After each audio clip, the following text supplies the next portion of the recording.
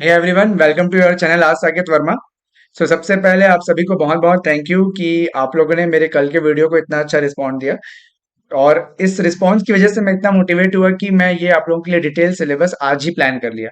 Otherwise मेरा plan था कि मैं 2 से 3 दिन आप लोगों को सिलेबस देने में लूंगा और उसके बाद फिर मैं आप लोगों को प्रीवियस ईयर क्वेश्चन भी डिस्कस करूंगा और पूरी स्ट्रेटेजी भी डिस्कस करूंगा अप टू संडे।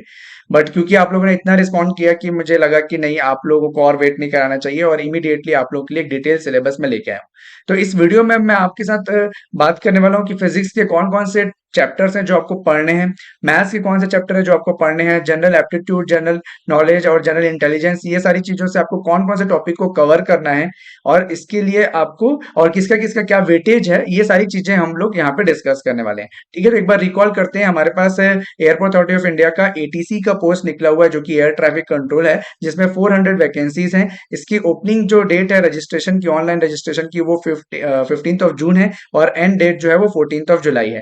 मेरे अकॉर्डिंग मुझे लगता है कि 14 जुलाई के बाद मिनिमम आपको 2 मंथ्स मिलेगा प्रिपरेशन के लिए और उनको पूरा अरेंज करने के लिए, एग्जाम कंडक्ट कराने के लिए। तो मुझे लगता है कि ये मिड सितंबर से मिड अक्टूबर के बीच में इसका एग्जाम होना चाहिए। ठीक है, ये देखो, ये जस्ट मेरा खुद का गेसिंग है और इससे ज्यादा भी हो सकता है, इससे कम भी हो सकता है, लेकिन मेरे को लगता है मिनिमम आपको 2 मंथ जरूर मिलेगा। तो मिड सितंबर के अकॉर्डिंग आप प्रिपेयर करेंगे और जितना भी उसके ऊपर आपको टाइम मिलता है उसमें आप रिविजन करेंगे। ठीक है, तो ये हमारी स्ट्रेटेजी होनी चाहिए कि हमारे पास 2 मंथ्स है और इस 2 मंथ्स में हमको जान लगा देना है।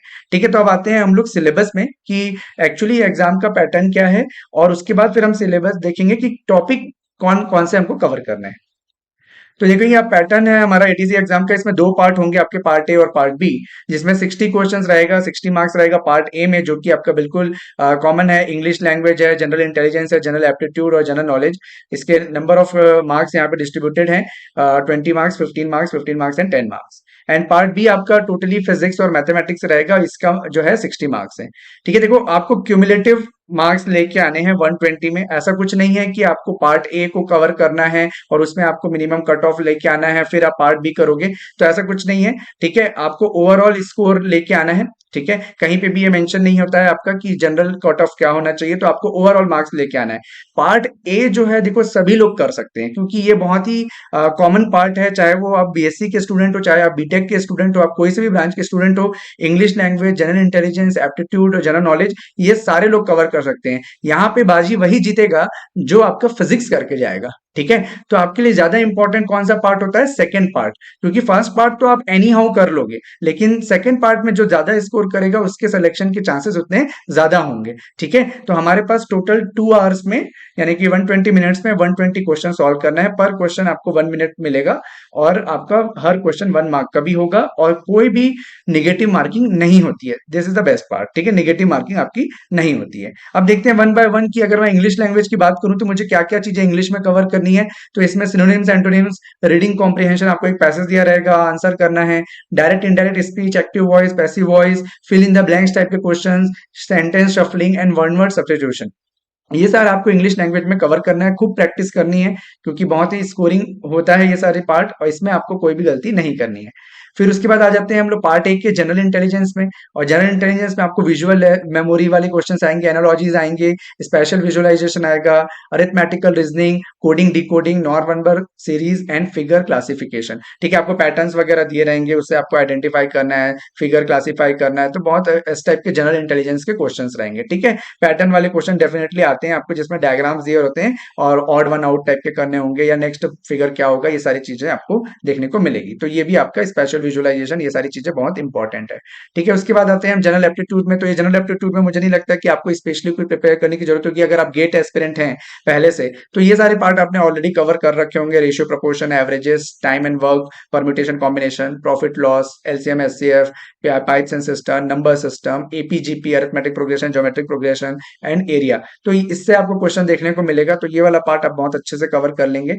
और उसके बाद जनरल नॉलेज में आपको इंपॉर्टेंट डेट्स याद रखना है कि कौन कौन से डेट्स हैं जहाँ पे कोई इवेंट हुआ हो, बड़ा इवेंट हुआ हो। मॉडर्न हिस्ट्री आपको थोड़ी बहुत पढ़ लेनी है, ज्योग्राफी आपको थोड़ा सा रिवर वगैरह के बारे में सब पढ़ लेना है, ठीक है। एब्रीविएशन फुल फॉर्म वगैरह आपको पूछा जाएगा।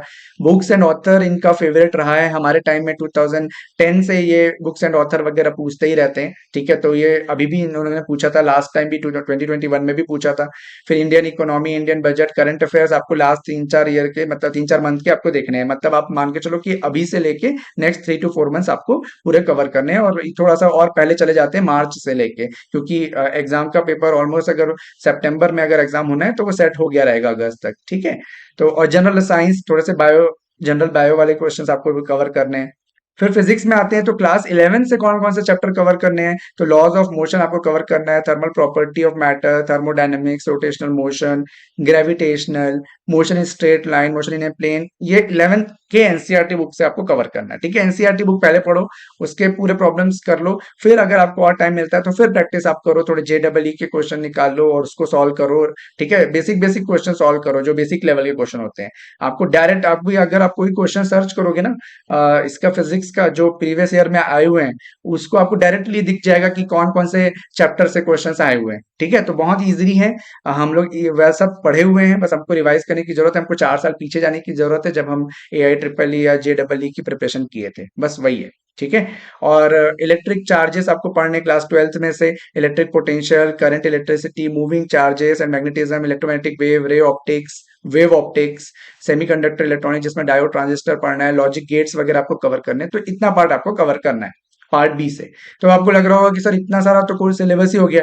तो यार इतना तो सिलेबस आपको कवर करना पड़ेगा, ये आपके लाइफ को सेट करने वाला है, आपका पूरा फ्यूचर सिक्योर होने वाला है। अभी आप सिर्फ गेट के लिए, जिसमें आपको पोस्ट ग्रेजुएशन का डिग्री मिलेगा, है ना, एमटेक के लिए आप जाओगे, उसके लिए आप 10 सब्जेक्ट्स कवर कर रहे हो, तो फिर तो उसके कंपैरिजन में ये बहुत ही बेसिक सा पार्ट है जो आपको कवर करना है, जो आपको हमेशा लाइफ टाइम की सिक्योरिटी प्रोवाइड कर सकता है, ठीक है। तो बिल्कुल आप लोगों को इसके लिए भिड़ जाना है। मैं आप लोग को एक एक चैप्टर बता दिया हूँ, एनसीईआरटी उठाओ और सीधा क्लास 11th की, और जो जो चैप्टर मैंने बताया उसको सॉल्व करना चालू करो, पढ़ो, सॉल्व करना चालू करो। अगर इसका कोई कोर्स आपको चाहिए तो वो उसके रिलेटेड हम बाद में बात करेंगे, जब भी हम कोई ऐसा कोर्स वगैरह लॉन्च करते हैं तो हम जरूर आपसे बात करेंगे। लेकिन आपके लिए बेस्ट है कि आप सीधा बुक उठाओ फिजिक्स एनसीईआरटी और पढ़ना स्टार्ट कर दो, that is more than sufficient, okay. अब पार्ट बी में आते हैं, पार्ट बी के मैथमेटिक्स वाले पार्ट में आते हैं, जिसके 20 क्वेश्चन हो सकते हैं। जैसे टोटल 60 क्वेश्चन रहेंगे, 30 से 40 क्वेश्चन आपके फिजिक्स के होंगे, 20 से 30 क्वेश्चन आपके हो सकते हैं मैथमेटिक्स के। तो मैथमेटिक्स में वेक्टर सबसे ज्यादा इंपॉर्टेंट है, प्रोबेबिलिटी ये तो बहुत ज्यादा इंपॉर्टेंट है, इसके बहुत सारे क्वेश्चन आपको मिलेंगे। कैलकुलस में पार्शियल डेरिवेटिव, डिफरेंशियल इक्वेशन आपको मिलेगा, लीनियर अलजेब्रा मिलेगा, ट्रिग्नोमेट्रिक। तो ये जो लेफ्ट हैंड साइड में मैंने लिखा है वो बहुत ज्यादा इंपॉर्टेंट है। फिर राइट हैंड साइड में आते हैं हम, एक्स्ट्रा थोड़ा सा टॉपिक आपको कवर करना चाहिए क्योंकि आप स्कोर ज्यादा करना चाहते हो। तो limit and continuity, complex variable, straight line, numerical method भी आप एट द एंड कवर कर सकते हो, जिसमें आपको Simpson rule and Newton Raphson rule को कंप्लीट कवर कर लेना है, क्योंकि कभी कभी ऐसे क्वेश्चंस देखने को मिले हैं, ठीक है। तो वो क्या होने वाला है इसका सिलेक्शन प्रोसेस, तो देखो सिलेक्शन प्रोसेस आपका रिटर्न एग्जाम होगा और उसके बेसिस पे आपको बुलाया जाएगा डॉक्यूमेंट वेरिफिकेशन के लिए या तो वॉइस टेस्ट के लिए। अगर नंबर ऑफ स्टूडेंट्स बहुत ज्यादा होंगे, है ना, जो सिलेक्ट होंगे, जनरली इन लोग 1:5 में बुलाते हैं, जैसे 400 पोस्ट है तो आप मान के चलो 2000 स्टूडेंट्स को ये बुलाएंगे। तो उनका डॉक्यूमेंट वेरीफाई होगा और उनकी वॉइस टेस्ट होगी। अब वॉइस टेस्ट में क्या होता है अगर आप पूछेंगे, तो उसमें देखो आपको एक पैराग्राफ दिया जाएगा और दूसरे रूम में आपको भेज दिया जाएगा, ठीक है। वहां पे एक माइक होगा और उस माइक से आपको उस पैराग्राफ को रीड करके बताना है। तो आपका प्रोनाउंसिएशन, वर्ड्स एकदम क्लियर होने चाहिए, ठीक है। और तो आप इजीली उसको क्रैक कर जाओगे। अगर आपके बोलने में कोई दिक्कत नहीं है, आप स्टैमरिंग वगैरह नहीं करते हो, तो आपको कहीं भी कोई दिक्कत नहीं आएगी।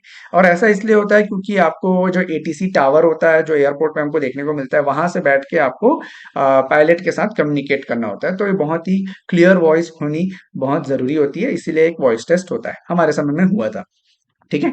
फिर उसके बाद डॉक्यूमेंट वेरिफिकेशन होता है एंड देन फाइनल मार्क्स आपके 150 मार्क्स ओवरऑल बनते हैं। 120 मार्क्स आपके रिटर्न के हो गए और रिमेनिंग 30 जो है वो आपके वॉइस टेस्ट से होता है या डॉक्यूमेंट वेरिफिकेशन से होता है। इसमें भी उन लोग वेटेज देते हैं, ठीक है, कि अगर आपका बीटेक का डिग्री है तो इतना वेटेज होगा, अगर आपके पास एमटेक का डिग्री भी है तो आपके पास एक्स्ट्रा मार्क्स कुछ वेटेज दे देंगे। तो इस तरीके से एक ओवरऑल कंबाइन ये लोग स्कोर मतलब बोलना चाहिए कि मेरिट लिस्ट बनाते हैं और उसमें फिर आपका कॉल आता है, ठीक है। फिर इसमें बहुत सारे लोग, क्योंकि थोड़ा सा चैलेंजिंग होता है जॉब, तो इस वजह से लोग थोड़े छोड़ते भी हैं सेलेक्ट होने के बाद भी। तो एक वेटिंग लिस्ट भी निकल दे रहती है और उस वेटिंग लिस्ट से भी बहुत सारे लोगों का सिलेक्शन होता है, ठीक है। तो ये सारी चीजें हैं जो आपको बतानी थी मुझे। और ये कट ऑफ के बारे में भी मैं आपको बता देता हूँ। ये देखो, ये आपके कट ऑफ्स हैं 2012 से लेके 2021 तक के जो कट ऑफ्स हैं। तो आप देख पा रहे हो 64, 102, 71, 87, 95। तो ये आपके कट ऑफ्स हैं। तो आप ये मान के चलो कि अगर आपको एग्जाम क्लियर करना है तो रिटर्न एग्जाम में आपको 90 प्लस मार्क्स चाहिए ही चाहिए। ठीक है, पेपर थोड़ा सा टफ भी लगे तब भी आप ये मान के चलो कि इतना कट ऑफ जाता है, क्योंकि कंपटीशन बहुत ज्यादा हो चुका है। ठीक है, और बाकी कैटेगरी वाइज भी यहाँ पे लिखा हुआ है। ये कट ऑफ जो मार्क्स है एग्जैक्टली सही नहीं होगा, +- 5 मार्क्स भी ऊपर नीचे हो सकता है, लेकिन आप मान के चलो कि इसके अकॉर्डिंग आपको प्रिपेयर करना है, मेंटली रेडी रहना है इतने मार्क्स के लिए आपको, अगर आपको क्रैक करना है। ठीक है, और इसके बाद फिर वो जो 30 मार्क्स मैं बोल रहा था वो भी आपका ऐड होके फाइनल एक लिस्ट बन जाती है, नहीं तो फिर इसके बेसिस पे ही आपका सिलेक्शन हो जाएगा। ठीक है, तो देखो ये जो पीपीटी मैंने आपके लिए बनाया है ये मैं आपके साथ शेयर कर दूंगा। आप मेरे को व्हाट्सएप कर सकते हैं मेरे व्हाट्सएप नंबर पे, जो मैंने आपके कल के वीडियो में भी शेयर किया था और अभी भी मैं यहाँ पे शेयर कर दूंगा, और डिस्क्रिप्शन में भी ये रहेगा। ठीक है, तो आप उसमें मुझे व्हाट्सएप करिए, मैं आपको ये पीपीटी पूरा शेयर कर दूंगा, तो आपके पास पूरा डिटेल सिलेबस रहेगा, आप अपनी प्रिपरेशन तुरंत स्टार्ट कर सकते हैं। फिर मिलते हैं हम लोग, नेक्स्ट जो वीडियो रहेगा हमारा वो स्ट्रैटेजी से रिलेटेड रहेगा। फिर हम उसमें मिलेंगे, हम बात करेंगे और कि कैसे हमको प्रोसीड करना चाहिए, कौन कौन से बुक्स हम रेफर कर सकते हैं प्रैक्टिस के लिए। Thank you.